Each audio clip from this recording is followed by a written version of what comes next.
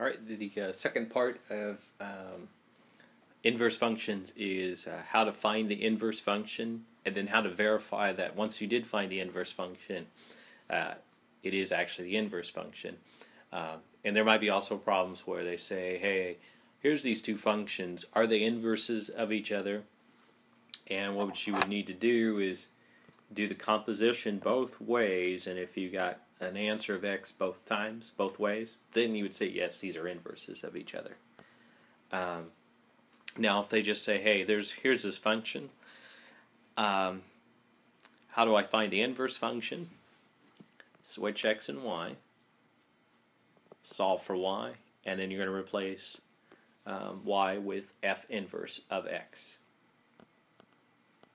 Okay, and then once I find them, I just do the composition both ways. If I get an answer of x both times, then yes, they are inverses of each other. So we'll start off with a pretty basic example. We're going to find the inverse. And we'll start off with a line 2x plus 5.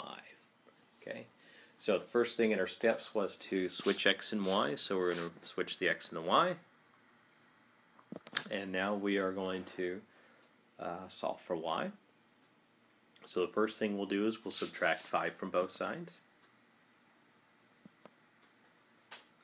Okay, and then after we subtract 5 from both sides, then we'll divide by 2. And then we'll replace y with f inverse of x.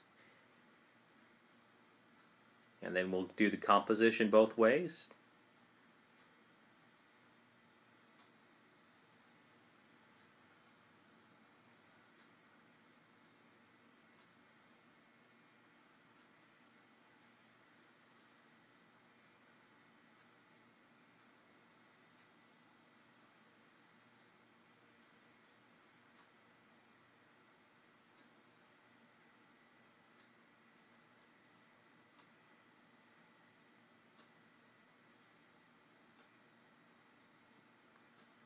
And you see when we do the composition both ways, we do get exactly x both ways, so that's be verification. Now I'll briefly talk about what's happening.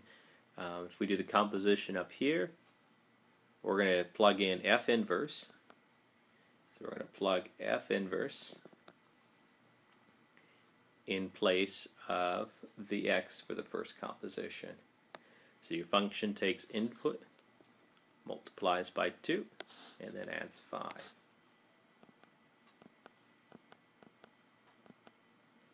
Alright, so the 2's will cancel, and then we'll have x minus 5 plus 5, and that gives me an answer of x.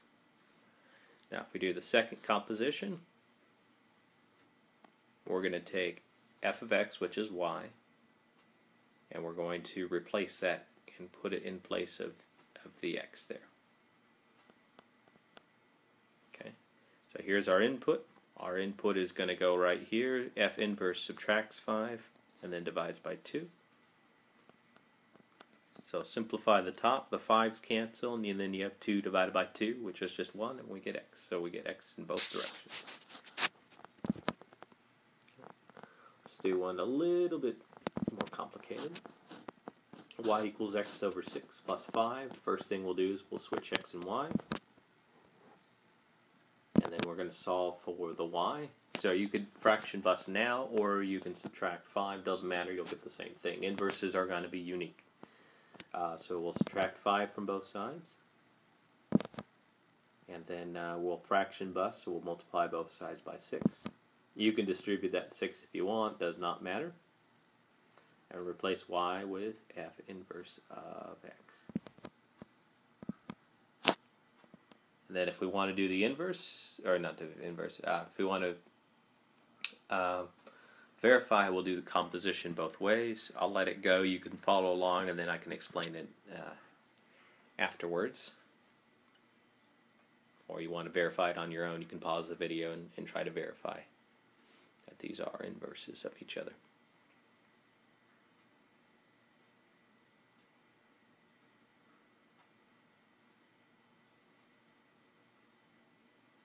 Okay.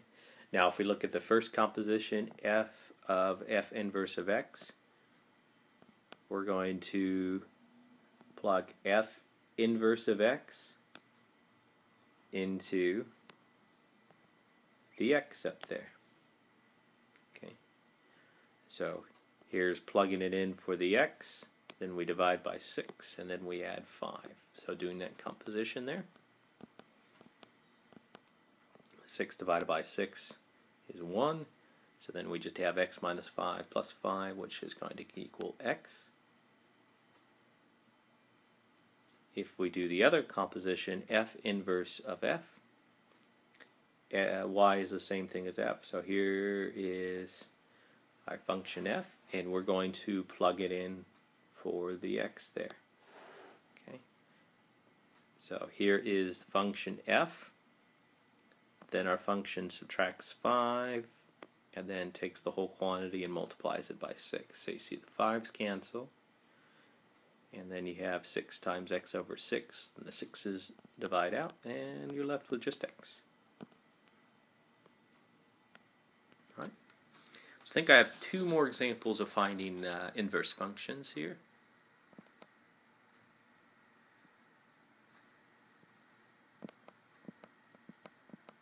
Alright, so let's look at y equals cube root of x plus 2. First thing to do is to switch the x and the y. To undo a cube root, you'll cube both sides. So when we cube the x, we get x cubed. And then when we cube the cube root, the cube and the cube root undo each other, and we're just left with y plus 2. And then we'll subtract 2 from both sides. And that is our inverse function, cube root, not cube root, excuse me, x cubed minus 2. Now we're going to do the composition to verify that this is true. I'm going to go ahead and let it play. Maybe you can try it on your own, and then after it's all played out, I'll go ahead and go over it.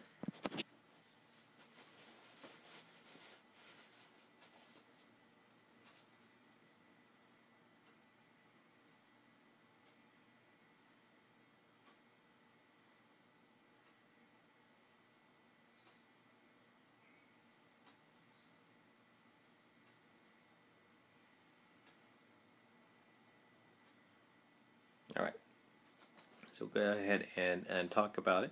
So we're doing the first composition, f composed with f inverse of x. We're going to take f inverse of x,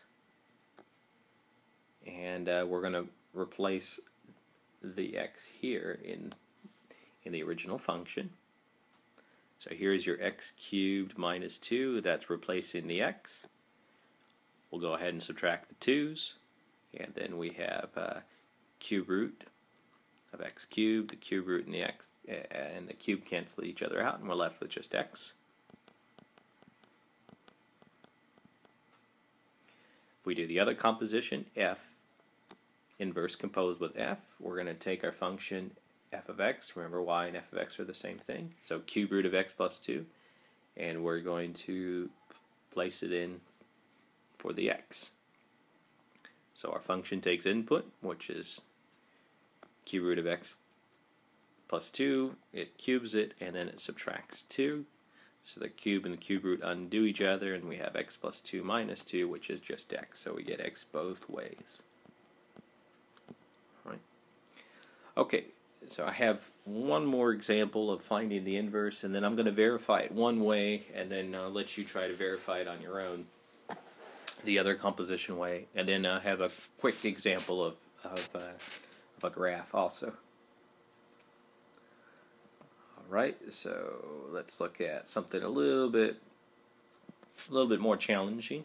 Y equals x plus 2 over x plus 3, so we have 2 x's and 1 y. So when we switch x and y, you're going to have x on the left hand side, and then you're going to have 2 y's on the right hand side. So the x's get replaced with y's, and the y gets replaced with x. Okay, so you see the x's and the y's switch positions, and now we have something that's a little bit more challenging to solve. So the first thing we're going to do, and for lack of real estate, I'm not going to show this, but I will say this. We're going to multiply both sides by y plus 5. Okay. So when I multiply both sides by y plus 5, on the left I have x times y plus 5. On the right, the y plus 5 times y plus 5, those are going to cancel out because you'll have a y plus 5.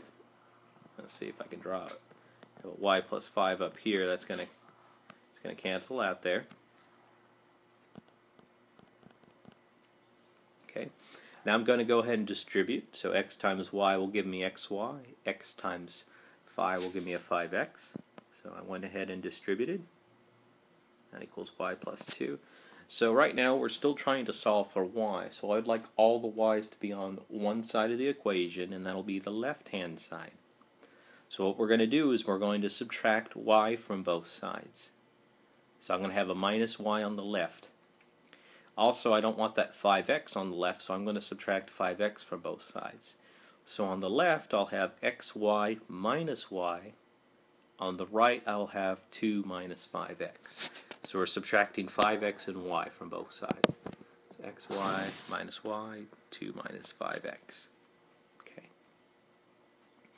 Now, I'm still trying to solve for y, and I have all my y terms on the left-hand side. So I'm going to go ahead and factor out a y.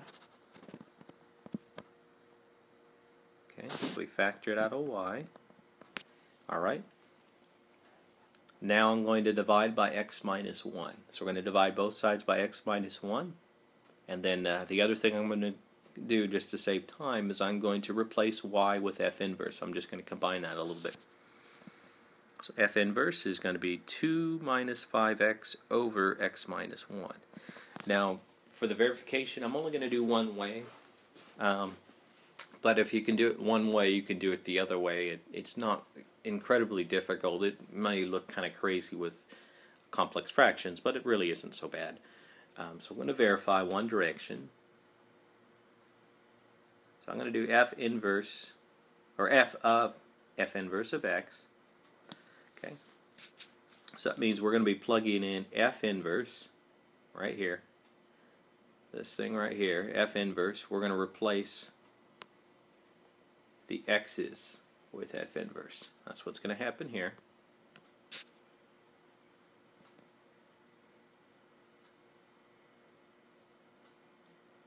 So in the numerator you have a plus 2 and a plus 5, and then you have inputs of x and x, and our input is not x anymore, it's 2 minus 5x over x minus 1. So that's what we're going to put in these two spots here.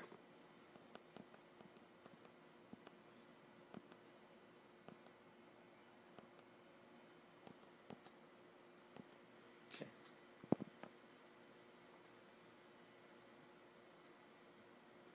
And like before, we're going to go ahead and fraction bus. So the LCD is x minus 1. And we'll go ahead and distribute. That'll bust the fractions. That'll bust this fraction here and this fraction here.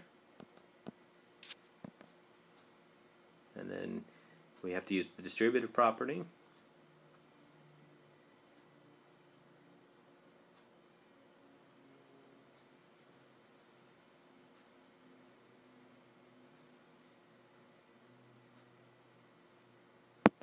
So what happened here is the 2's canceled and the negative 5x is canceled, and we're left with negative 3x over negative 3.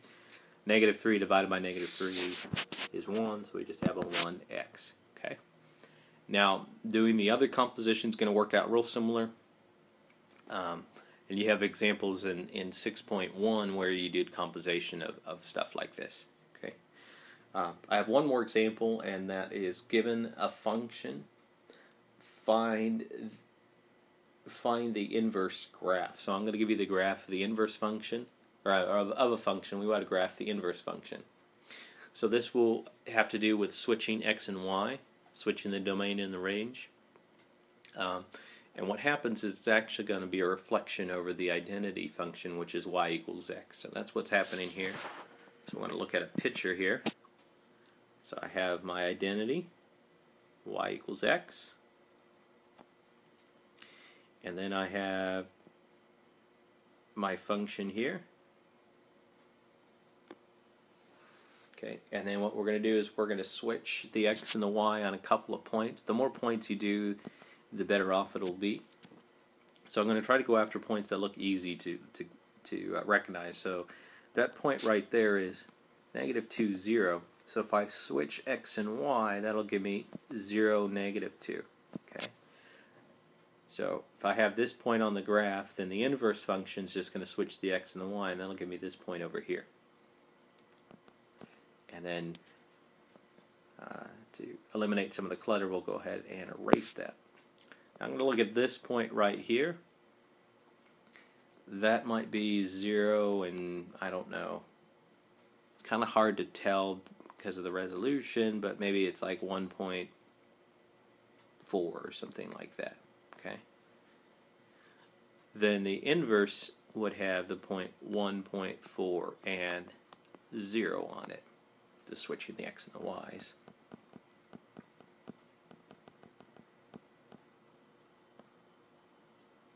So I'm just going to guesstimate. So I have this point, and its inverse point would be here. Okay. Now, this point right here,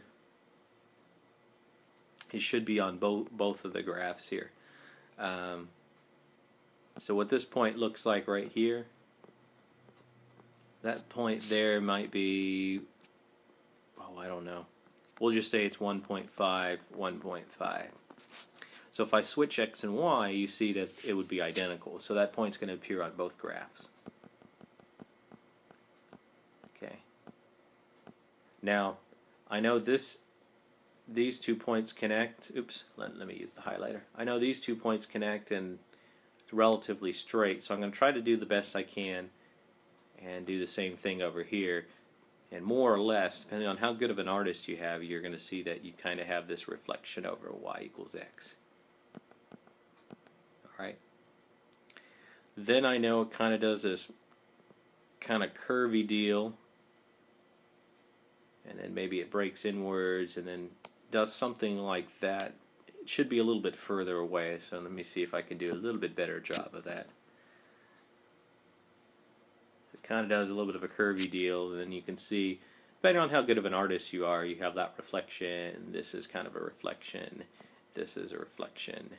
There's a reflection. So you do have that reflection, and then depending on how good of an artist you are, the more pretty your graph looks like. So if you're given y = x, or you don't even have to have y = x, but if you're given a function and they say, hey, go ahead and graph me the inverse function, all you got to do is pick a couple points, switch the x and y, and then I would draw in your line y = x to help you with your reflection, and then you can say, hey, look, it's a reflection over the line y = x. So, kind of fun. You get to be a little bit artistic.